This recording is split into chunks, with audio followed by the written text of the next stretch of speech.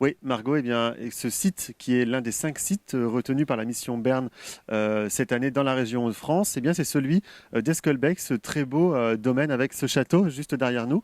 Jean, vous en êtes le propriétaire de ce château.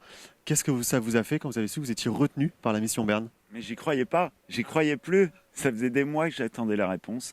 Et c'est vrai que je l'avais un peu mis de côté pour ne pas avoir une fausse joie. Et le jour est arrivé où on m'a appelé, on m'a dit, on est heureux de vous annoncer que vous êtes sélectionné. Et là, Donc, là, plein d'émotions. plein d'émotions. J'avais un sourire, je crois que j'ai une photo, on m'a pris directement en photo tellement j'étais heureux. Et c'est vrai que c'est une vraie récompense, c'est un vrai aboutissement pour l'équipe aussi, parce qu'il y a toute une équipe qui travaille et je pense que ça a fait du bien aussi à toute l'équipe d'avoir été sélectionnée pour le sauvetage de ce patrimoine. D'autant que vous, c'est un travail qui dure depuis des années, de génération en génération. Donc c'était important qu'il perdure dans le temps ce château. Tout à fait, ça fait ma famille se bat depuis les années 80 pour ce château, même avant ça. Ma tante, mes grands-parents, ma tante, mes parents, et aujourd'hui moi, ma petite famille, mes amis, des bénévoles. Donc effectivement, ça a fait plaisir à tout le monde. J'imagine, ouais. C'est difficile quand on candidate à ce genre je veux dire d'événement, mais c'est pas un événement, c'est plus une organisation, la mission Berne. C'est difficile, il y a un dossier, ils viennent voir, il y a plein de critères. Comment ça se passe? Non, c'est un dossier qu'on remplit, qui est disponible sur leur site internet. On remplit et ensuite, parfois, on nous redemande des informations s'ils ont besoin de compléments. Ce qui est compliqué, c'est d'avoir des projets qui soient déjà préparés, aboutis, encadrés par des architectes, des autorisations de travaux déjà reçues.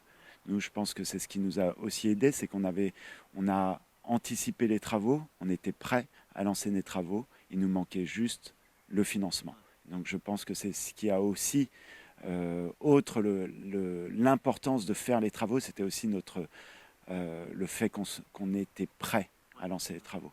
Donc c'est des travaux bien spécifiques, parce qu'il y a beaucoup de choses à faire sur le domaine, mais c'est des travaux bien identifiés, c'est ça, dans le cadre de la mission. Tout à fait. Nous, on a proposé 2 projets qui sont nos prochains chantiers, qui sont donc la restauration des douves et de la serpentine et la restauration des menuiseries de l'aile ouest. Très rapidement, l'enveloppe, ça représente quoi? 500 000 euros. Oh, bah, ça va. On les trouve à chaque coin de rue. Non, on continue bien évidemment de découvrir ce domaine avec Johan dans quelques instants. Il va nous emmener dans le jardin, à l'intérieur également, je crois. Restez avec nous, Margot, vous allez voir, ça vaut quand même le coup d'œil.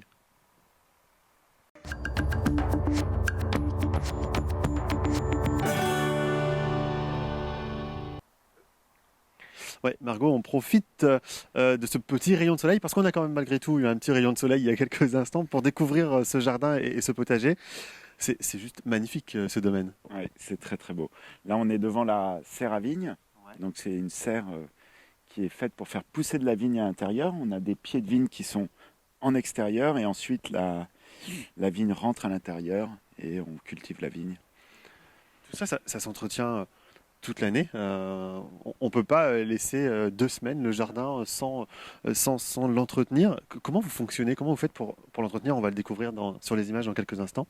2 semaines, je pense que ça pourrait aller, mais en tout cas, il ne faut pas trop s'éloigner pendant 6 mois. Et on a 2 jardiniers à temps plein qui entretiennent le jardin et le potager. Qu'est-ce qu'on y trouve dans ce jardin alors? Parce que là, on voit, il y a des poires, on a vu des pommes là. Qu'est-ce qu'on y trouve? C'est un jardin fruitier. Donc on a à peu près 250 fruitiers qui sont des fruitiers palissés, donc c'est-à-dire conduits par la main de l'homme, contraints par la main de l'homme pour donner une forme spécifique. Donc c'est particulier, ça demande beaucoup de taille, beaucoup d'entretien, mais ça a un aspect aussi pratique et esthétique. Oui, ça permet d'avoir de belles allées, par exemple, des choses bien droites, Des chambres, c'est ça, en tout ouais. cas, ce jardin est composé de compartiments, des chambres, on appelle ça des chambres, qui sont bordées de fruitiers et de buis. Alors ensuite, on a un potager, bien sûr, un grand potager qui doit faire plus de 400 mètres carrés, dans lequel on cultive des variétés anciennes, des légumes anciens et des produits locaux, en tout cas. Ça veut dire qu'on peut venir faire un petit pique-nique chez vous? On- non. Ou alors, faut nous faire Venir un peu découvrir avant. des recettes. Oui, mais alors d'ailleurs, non, mais si je dis ça, c'est parce qu'on peut visiter le château, on peut visiter les jardins. Comment ça se passe? Alors on peut visiter les jardins du jeudi au dimanche, de midi à 18 h. D'accord. Et le château est ouvert exceptionnellement pour les journées du patrimoine et pour des visites guidées que je fais le dimanche en général à 15 h, où les individuels peuvent se regrouper pour former un groupe. Et dans ce cas-là, je fais une visite guidée. C'est un gros investissement pour vous, personnellement également.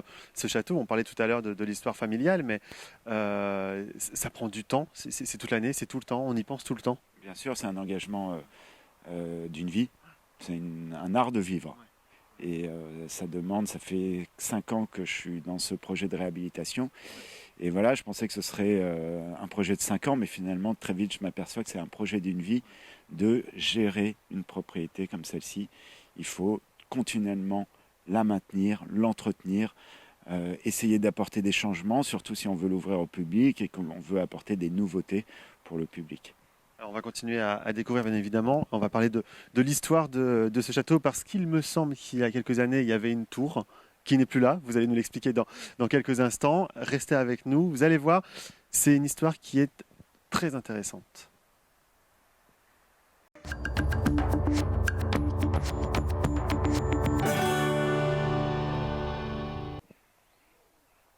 Oui, Margot, on a commencé à en parler tout à l'heure. Donc, il faut imaginer qu'il y avait une tour qui se dressait juste là, à droite de celle-ci, en fait, finalement, c'est À ça? droite du Châtelet, c'est ce qu'on appelle l'entrée, le porche d'entrée, c'est le Châtelet. Et donc la tour, je vais vous montrer, c'est élevé, on va reprendre l'image ici. On va se mettre exactement là où la photo a été prise. A été prise Hop. avant 1984 et on est là. Ah oui, effectivement, ouais. Oh, on le voit très très bien. Ouais. Donc la tour fait 40 mètres de haut, Ouais, 20 mètres au-dessus des toits. d'accord. Donc c'était très très impressionnant. Et donc, un jour, cette tour s'est effondrée. Vous étiez dans le château? Vous étiez là? Ça s'est passé comment? La tour s'effondre un 17 septembre 1984, un lundi matin à 6 h du matin, alors que la famille est là la veille. Et on part la veille et la tour s'effondre donc le lendemain. Bien sûr. Le lendemain. Waouh! Donc on a eu beaucoup de chance et la tour s'effondre sur les parties dans lesquelles on habitait, donc l'aile nord. D'accord. Donc, au-delà d'une plupart de tours, il n'y a plus d'habitation non plus, finalement. Tout à fait. C'est un traumatisme? C'est vos parents? Moi, j'étais un Plus peu pour vos jeune, parents? mais pour mes parents, oui, ça a été très dur de maintenir cette propriété après un incident tel que celui-ci. Qu'est-ce qui fait qu'elle s'est effondrée à l'époque, cette tour? Écoutez, il y a eu, au fil des siècles, il y a eu effectivement des changements sur le château, sur l'architecture du château, et la tour a été remaniée à 2 reprises et a été donc surélevée par 2 propriétaires différents, et c'est ce qui a aussi déstabilisé la base de la tour. Après, évidemment, le manque d'entretien sur cette tour, sur les jonctions, n'a pas aidé, mais je pense que la fondation n'était pas prévue pour accueillir 40 mètres de haut de tour. Mais malgré tout, vos parents n'ont pas baissé les bras et ils se sont dit on continue, on lâche pas et on veut le conserver, ce château. On attend la prochaine génération qui voudra bien s'en occuper. Qui est là. Ils ont maintenu la propriété plus ou moins hors d'eau le plus possible. En tout cas, on fait les consolidations nécessaires jusqu'à ce que quelqu'un se décide à bien vouloir donner le temps qu'il faut à une propriété comme Esquelbecq. Et vous êtes arrivé, c'est vous qui avez pris la relève et vous avez dit de toute façon, j'ai pas le choix, je dois le faire. Oui, de toute façon, j'avais pas le choix. J'ai été éduqué avec Esquelbecq, donc même si on me disait, Johan, tu as le choix, est-ce que tu veux d'Esquelbecq, au final, Ça aurait été impossible qu'il parte. Esquelbecq, j'aime trop Esquelbecq, c'est une histoire de famille. J'ai été éduqué avec, et donc pour l'instant, tant que je peux, je maintiendrai cette propriété. Alors, ce qu'on va faire, c'est qu'on continue à en parler, pardon, dans quelques instants, mais à l'intérieur, si ça vous embête pas, parce qu'il commence à tomber quelques gouttes ici, et j'imagine qu'il y a aussi des choses à montrer à l'intérieur. Tout à fait. Allons-y. Bon, alors nous, on va à l'intérieur, on se retrouve dans quelques instants, Margot, à tout de suite.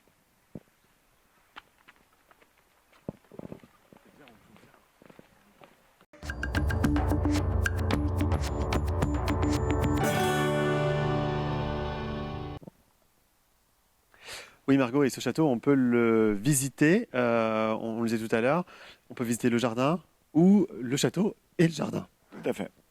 On peut rentrer exceptionnellement dans le château pour les journées du patrimoine, et donc qui sont ce week-end. Et nous sommes en train de préparer l'exposition pour la visite du public. Parce qu'au moment où nous tournons, nous sommes à quelques jours des Journées du patrimoine. Alors là, on va entrer dans la partie qui a été littéralement éventrée quand la tour s'est effondrée. Tout à fait. Pas exactement ce salon, mais le salon d'à côté. Ça, c'est un salon qui a échappé à l'effondrement, mais qui malheureusement subit au fil des années où il y a l'ouverture, il subit finalement les infiltrations, enfin tout ce qui se passe dans une maison inhabitée. Donc la mérule arrive et ici, ça s'effondre en 2009. 2009, donc en 84, on a finalement un effondrement et on pensait être sorti des effondrements et malheureusement en 2009, on a un effondrement de ce salon. Et les travaux sont entrepris en 2015 pour restaurer complètement ce salon. Donc il est presque achevé, il nous reste encore un petit peu de travail, mais l'essentiel est fait, il est assez abouti pour faire entrer le public dedans.